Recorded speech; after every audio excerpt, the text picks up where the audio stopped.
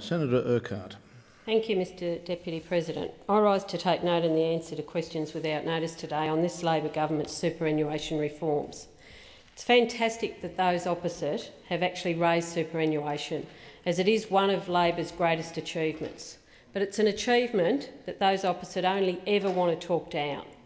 As Senator Conroy said earlier in the chamber, we are the champions of superannuation. Those opposite seek to create fear in the community about the superannuation system, a system that they see simply as a burden on business.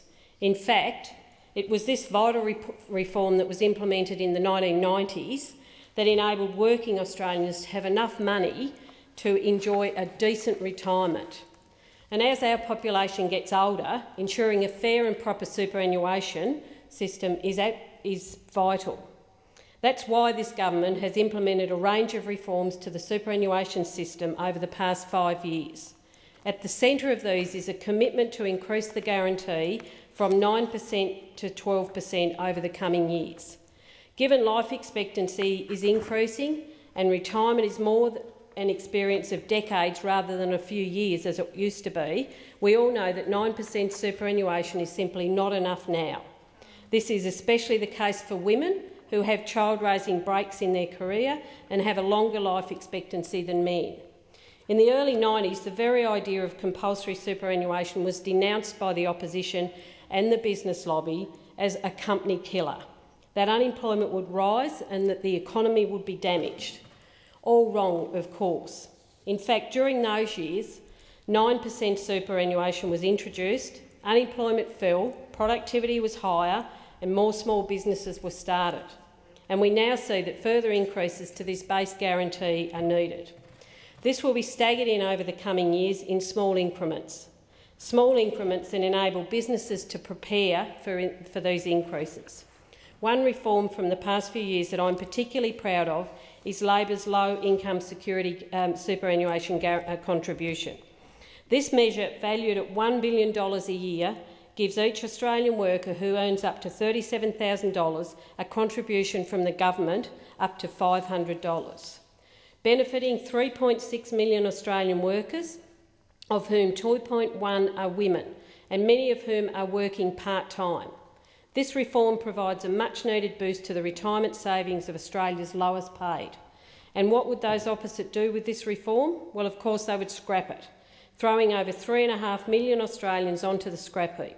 On one hand, we have Labor seeking to make Australia a fairer place, seeking to ensure that Australians have a decent retirement savings, and those opposite more concerned about the big end of town. Of course, we also have our MySuper reforms, of which we have been moving through this place over the last number of years. These reforms are seeking to make superannuation simpler and fairer for all Australians. MySuper is a new low-cost superannuation product that replaces existing default funds. It will begin to be offered from 1 July this year.